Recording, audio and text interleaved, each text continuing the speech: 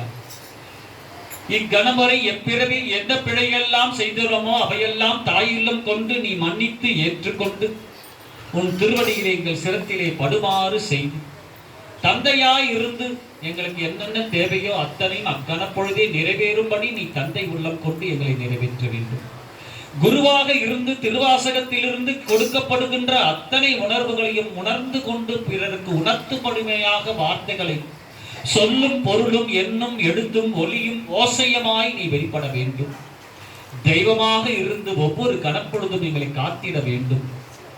தோழனாய் இருந்து எங்களுக்கு என்னென்ன நல்வழி காட்டி கைப்பிடித்து கரம் பிடித்து நல்வழியிலே நீ அழைத்து செல்ல வேண்டும்.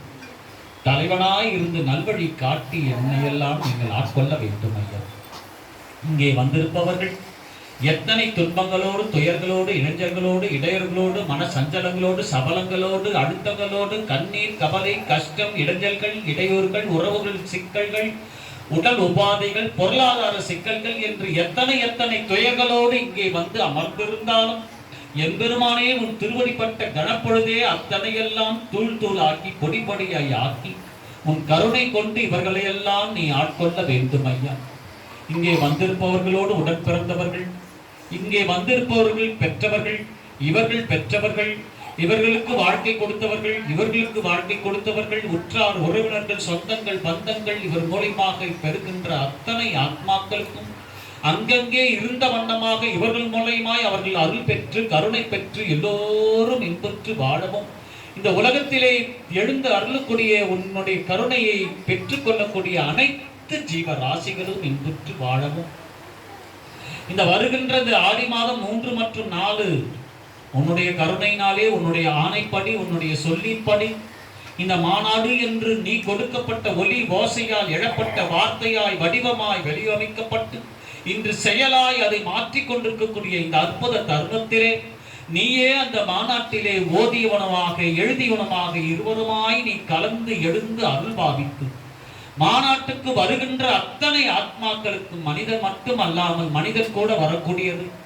எத்தனை உயிரினங்கள் ஜீவராசிகள் காக்காய்கள் பறவைகள் எறும்புகள் ஈ கொசு என்று எத்தனை ஜீவாத்மாக்கள் அந்த உயிரினங்கள் அங்கே வந்த பொழுது அத்தனை உயிரினங்களுக்கும் நீ எழுந்து அருள்பாவித்து அத்தனையும் வருபுகின்றவர்கள் அத்தனை பேருக்கும் உணர்வும் உணவும் தடையில்லாமல் கிடைத்து ஆத்ம இன்பத்தை தவறாமல் பருகி ஆத்ம இன்பம் தவறாமல் அனைவரும் அதை பெற்றுக்கொண்டு உணவு எல்லோருக்கும் சுபிட்சமாய் கிடைத்து அந்த உணவு அமுதமாய் மாறி அந்த அமுதத்தை உண்டு அனைவரும் தேவர்களாகவும் ரிஷிகளாகவும் மகான்களாகவும் சித்தர்களாகவும் அனைவரும் கைலாயத்தில் வரக்கூடிய ஒரு வாய்ப்பையும் இந்த அமுதம் தந்து உன்னுடைய கருணையினால் அருளினால் எல்லோரும் இன்பற்று வாழ உன் திருவடியை போற்றுகின்றோம், கெஞ்சுகின்றோம், இறைச்சுகின்றோம். உன் திருவடியை சூடி ஆடி பாடி கொண்டாடி மகிழ்ந்து கண்ணீர் விட்டு கவலை விட்டு உன் திருவடிகளில் கண்ணீர் கசிந்து உன் திருவடிகளில் பாத பூசை செய்து பாவ மோசனம் நாங்கள் எல்லாம் பெற வேண்டும் என்றார்.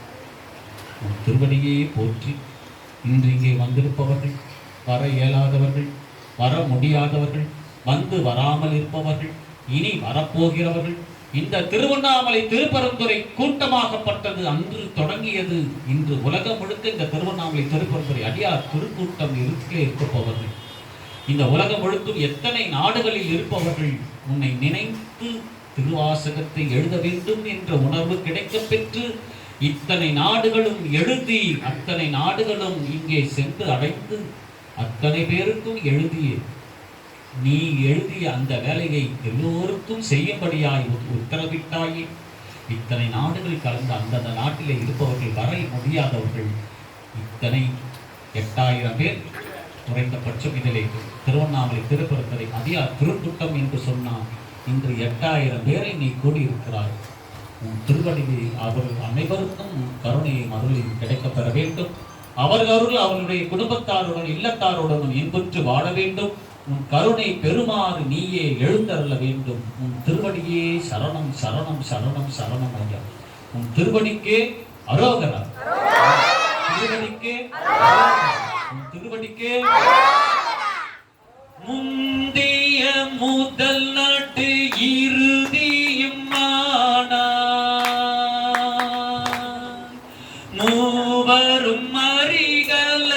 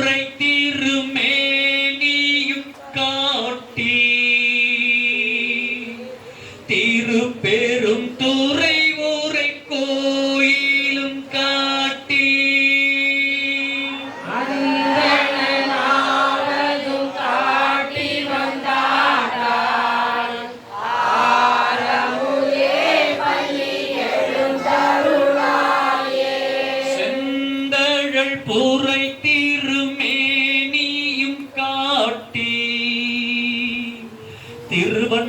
திருவண்ணாமலையில் மாநாடும் காட்டி அந்த ஆவதும் காட்டி வந்தாண்டா